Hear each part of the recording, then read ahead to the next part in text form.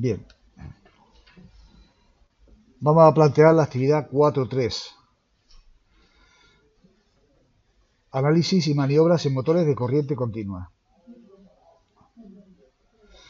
Se trata de analizar un motor SUN o un motor de derivación de corriente continua.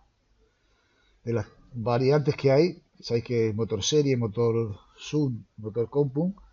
Nos vamos a dedicar al más genérico, que es el motor compound de corriente continua. Es decir, al motor SUN de corriente continua, que es el motor que tiene el bobinado estatórico en paralelo con el inducido. Es este tipo de motor que vemos en estas dos diapositivas, en la anterior y en esta. Y vamos a trabajar y analizar ese motor desde distintos aspectos. Tanto desde el análisis de sus características, que hemos trabajado en diapositivas anteriores, como desde su análisis su maniobrabilidad para ponerlo en marcha y ajustar su velocidad de giro. El procedimiento de trabajo se especifica en la ficha que publicaré. Todavía no está publicada, pero vamos, lo publicaré. Tiene, pues veis ahí, que tiene 6 pasos. Los 6 pasos que tiene son los siguientes. Primero, a partir de la información de la placa de características del motor, de cálculos y medidas realizadas a motor parado, hay que rellenar esos datos que se especifican ahí. Todos esos datos se toman de la placa de características o se calculan. Lo que hay, o se miden. Lo que hay a la izquierda son los datos de la placa de características, es decir, la tensión del inducido, la tensión de excitación, si es un motor SUN será la misma, la intensidad nominal de inducido, que es intensidad a plena carga, aunque luego cuando nosotros lo analicemos, como va a estar en vacío, esa intensidad va a ser muy pequeña, pero la que figura en la placa de características es la intensidad a plena carga. La intensidad de excitación, que esa es constante e independiente de la carga, la velocidad nominal y la potencia útil nominal. La potencia que figura en los motores siempre se refiere a la potencia mecánica, a la potencia entregada. Y luego calcularemos o mediremos los siguientes parámetros. La resistencia de inducido con el ómetro, con el polímetro. La resistencia del inductor. Calcularemos la potencia eléctrica nominal con los datos de la placa de características.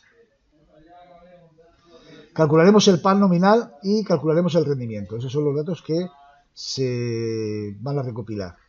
Por lo tanto, tenemos ya un procedimiento de análisis que es simplemente mirar la placa de características y a motor parado medir algunos parámetros y ahí calcularlos. En el segundo hay que ejecutar el montaje para la puesta en marcha e inversión del sentido de giro del motor. Una vez revisado por el profesor, ponlo en marcha y realiza las siguientes medidas para cada sentido de giro. El circuito que hay que realizar, tenéis que llevaros las diapositivas, ¿eh? Sería este.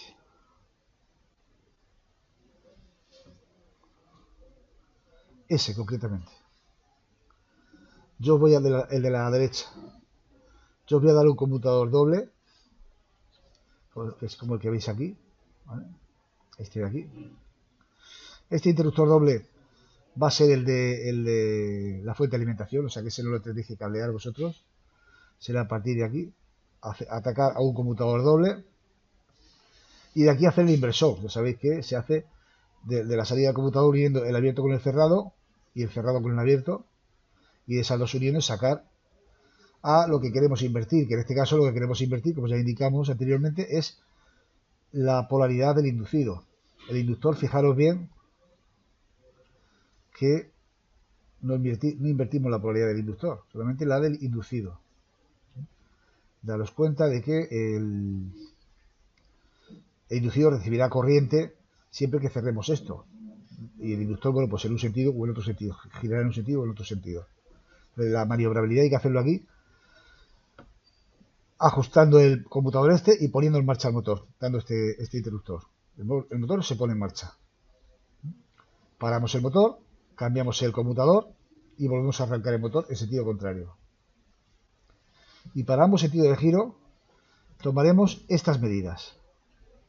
Giro a derecha, giro a izquierda. Bueno, lo de derecha y de izquierda pues es un convenio. Podemos fijarnos en la tapa, el escudo frontal o la tapa frontal del motor y decimos que girará a la derecha cuando gire el sentido de la aguja del reloj, y gira a la izquierda el sentido contrario.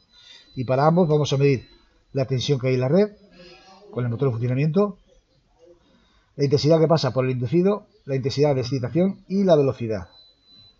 Esta velocidad la mediremos con un tacómetro. Un tacómetro es un aparato que mide la velocidad de giro de las máquinas. Ya os explicaré cuál es el fundamento de la velocidad de giro del tacómetro y sobre todo su utilización. El que tenemos funciona bajo dos formas de operar con él.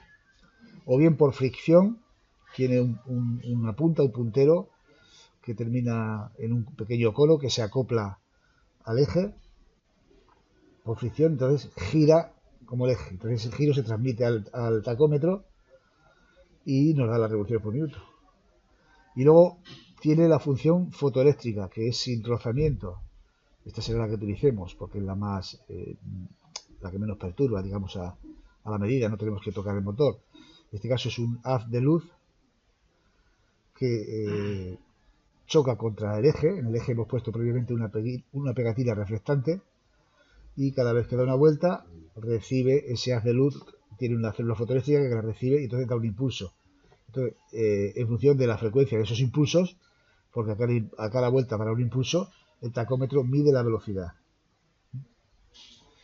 Entonces, con eso mediremos la velocidad de giro del motor.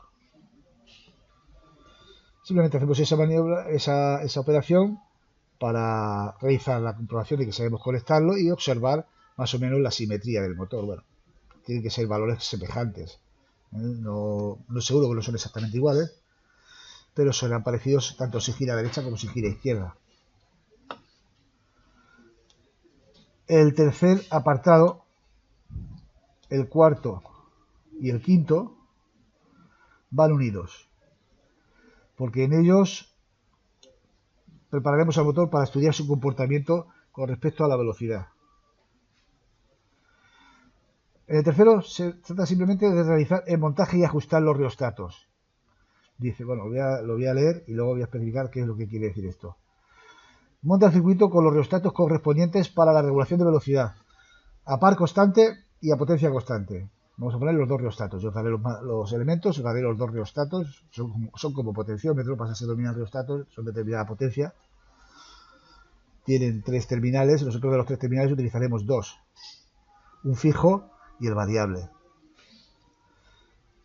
Uno se pone para regular la velocidad a potencia a par constante, que es el que se pone en serie con el inducido, y otra potencia constante que se pone en serie con el inductor. Sitúa la regulación de los rheostatos a priori sin ponerlo en marcha, de manera que el motor arranque a la menor velocidad posible. Eso forma parte de la prueba. Tenemos que decir, bueno, pues este tiene que estar al máximo, este tiene que estar al mínimo. Ahora analizaremos eso. Revisar los apuntes y explicaciones del profesor. Una vez revisado el montaje por el profesor, ponlo en marcha. Ese sería el primer punto. Lo ponemos en marcha y cuando lo ponga en marcha tiene que girar a la menor velocidad posible con los rheostatos que yo ordene. ¿Cuál es esa? ¿Cómo se ajusta a la menor y a la mayor velocidad posible en un motor de corriente continua con los dos rheostatos? Es decir, que el montaje sería bueno, estos dos sería 1. ¿No? Digamos, veis que aquí está el RA en serie con el inducido y aquí el RX en serie con el inductor. Bueno, pues sería poner los dos rheostatos, no solamente uno, sería poner los dos. El esquema no sería ni uno ni otro, sino el conjunto de los dos. Y estos rheostatos veis que la resistencia variable la tenemos entre el terminal fijo y el terminal regulable. Está claro que en este rheostato y en este, si el terminal está máximo a la izquierda, tendremos la mayor resistencia posible. Y si está máximo a la derecha, tendremos la menor resistencia posible. Entonces, la menor velocidad la tendremos cuando al inducido le llegue la tensión más pequeña y al inductor le llegue la intensidad más grande. ¿Deducido de qué? Pues de esta fórmula que tenemos aquí. La velocidad del motor de corriente continua depende de la tensión de alimentación, de manera directa, o sea, cuanto mayor tensión, más velocidad, y cuanto menor tensión, menor velocidad, y de la intensidad de excitación de manera inversa. Es decir, cuanto más intensidad, menor velocidad, y cuanto menor intensidad, mayor velocidad. Es decir, para que la velocidad sea muy pequeña, esta tensión tiene que ser pequeña y esta intensidad tiene que ser grande. Como esta tensión tiene que ser pequeña y esta intensidad tiene que ser grande, pues así es como tenemos que ajustar los rheostatos en este caso. Si esta tensión tiene que ser pequeña, pues aquí tiene que ser la máxima resistencia. Si esta intensidad tiene que ser grande, aquí tiene que ser la mínima resistencia. Entonces, nosotros cuando hagáis el montaje, vais a poner los dos rheostatos en serie, uno con el inducido y otro con el inductor, a su vez todos en conjunto en paralelo, y ajustaréis los rheostatos de manera que uno esté al máximo y otro esté al mínimo. O los dos al máximo, los dos al mínimo, en fin, eso lo razonáis vosotros. La cuestión está que para menor velocidad, aquí tiene que ser una velocidad, una tensión pequeña y aquí una intensidad grande. Y ese es el tercer punto de la práctica. ¿Por qué lo planteamos así? Porque a partir de ese punto vamos a ir aumentando la velocidad.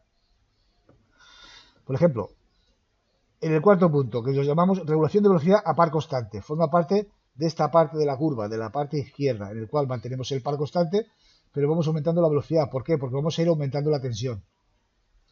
Al aumentar la tensión, la velocidad va a ser mayor, la potencia también va a ser mayor, pero el par se va a mantener.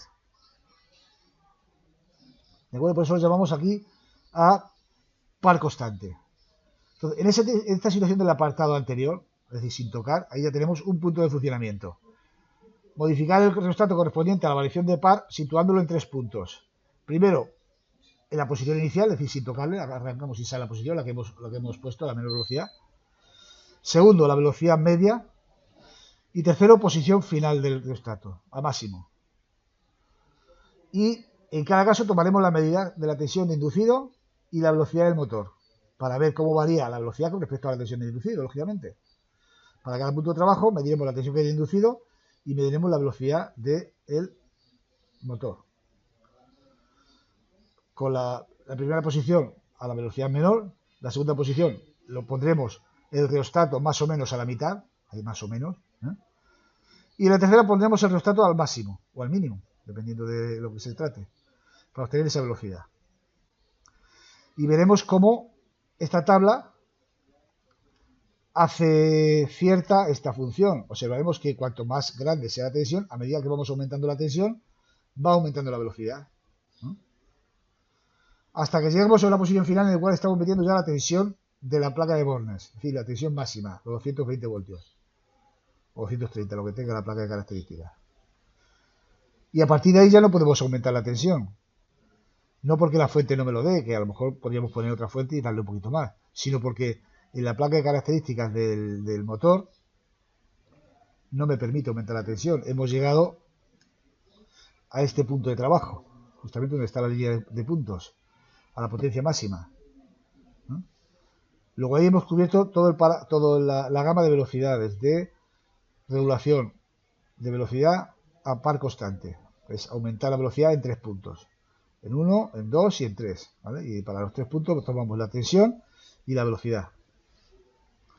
¿Qué conclusiones puedo extraer observando la evaluación de los valores? Pues es evidente. Viendo estos valores, pues veremos cómo varía la tensión con respecto a la intensidad y aquí lo expresaremos. Seguiremos aumentando la velocidad, pero no ya aumentando la tensión, puesto que hemos llegado al límite. El siguiente punto es regulación de velocidad a potencia constante. Quiere decir que vamos a seguir aumentando la velocidad, pero ya manteniendo la potencia constante, porque no podemos seguir aumentándola. Entonces, ¿cómo lo vamos a aumentar? Pues modificando la intensidad de excitación.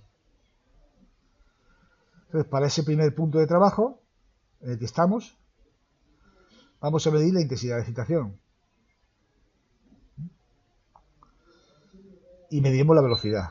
Es decir, al llegar a este punto, mediremos la tensión y la velocidad. Y también en ese mismo punto, mediremos la intensidad de excitación y la velocidad. Esto quiere decir, por no tener que andar quitando y poniendo el circuito, ¿no?, que en el montaje inicial, en el montaje de la unidad del punto 3, hay que incluir ya los aparatos de medida. Y en el montaje que hagamos a partir de la fusión de estos dos esquemas, tenemos que meter un voltímetro aquí, en paralelo con el inducido. Esto veis que no está en la diapositiva, por lo tanto deberíais de tenerlo en cuenta. Y un amperímetro aquí en serie con la intensidad de excitación, aparte del rheostato que habría que meter aquí, este de aquí, ¿eh? Eso tenedlo en cuenta. No está en la diapositiva, por lo tanto, cuando vayáis a hacer la práctica, yo os voy a dar el motor, los reostatos y os voy a dar dos polímetros. Uno para que lo conectéis en paralelo con el inducido y otro para que lo conectéis en serie con el inductor. Y entonces podéis hacer los puntos 4 y 5 sin tener que andar cambiando y poniendo el polímetro ahora, pongo el polímetro, dejamos esos dos polímetros ya conectados permanentemente. Uno, repito, que no vienen las diapositivas, en paralelo, el voltímetro en paralelo con el inducido, para ir completando esta parte del punto 4. Y otro en serie con el inductor, como amperímetro, para ir completando este apartado. Porque en el apartado 5 vamos a hacer eso, observar cómo varía la velocidad con la intensidad del inducido. Vamos a tener un amperímetro ahí, entonces en la posición inicial del reostato ahora de regulación de velocidad a potencia constante, que sería el reostato RX, mediremos la intensidad de excitación y la velocidad. La velocidad que será la misma que el punto anterior aquí, ¿no? Hemos llegado al máximo de tensión, medimos la tensión y la velocidad, y aquí medimos la intensidad y la misma velocidad. Y a partir de aquí manejaremos el reostato de campo, el reostato de excitación, llevándolo al punto intermedio, más o menos al 50%, donde mediremos la intensidad de excitación, y llevándolo al punto máximo, de máxima velocidad, donde mediremos la intensidad de excitación y la velocidad. Observaremos también el comportamiento de la velocidad con respecto a la intensidad de excitación que verifica esta fórmula, ¿no? Que cuanto más grande, cuanto más pequeña sea la intensidad de excitación, la velocidad será mayor. ¿Qué conclusión podéis sacar? Bueno, pues esa, la que tenemos que poner ahí. Finalmente, bajo la observación estricta del profesor, esto no lo podéis hacer solos, tengo que estar yo porque es una operación que vamos a hacer peligrosa y va a tener que ser una operación de muy poca duración, un segundo o dos, solamente para que lo observéis. Durante un espacio muy corto de tiempo y con el motor en marcha, realizar la operación necesaria para que se produzca el embalamiento del motor. ¿Por qué se produce el embalamiento? Entonces, si nosotros observamos esta fórmula, nos daremos cuenta qué es lo que hay que hacer para que se produzca el embalamiento del motor. Entonces eso, pues como está con pinzas, si tenemos que quitar una u otra, lo hacemos sobre la marcha. Inmediatamente la ponemos, ¿vale? El motor tiene que embalarse, lo notaremos bastante, se va a notar por el ruido y por todo, que el motor se está embalando, y enseguida lo volvemos a cerrar, ¿eh? Se trataría de hacer, como veis aquí, para que la velocidad tienda al infinito, hacer este valor igual a 0. Simplemente observarlo. ¿Por qué se produce el embalamiento? Bueno, pues cuando respondéis a esa pregunta, que debe quedar respondida también en la memoria, pues os fijáis en esta fórmula. Se ha producido el embalamiento porque hemos bajado la intensidad prácticamente a 0, el campo magnético prácticamente a 0, hemos hecho la intensidad a 0 y por lo tanto, como cualquier cosa dividida por 0, tal, en fin, lo explicáis ahí como tiene que ser, de la mejor forma posible. Y con eso, de algún modo, terminaríamos la práctica.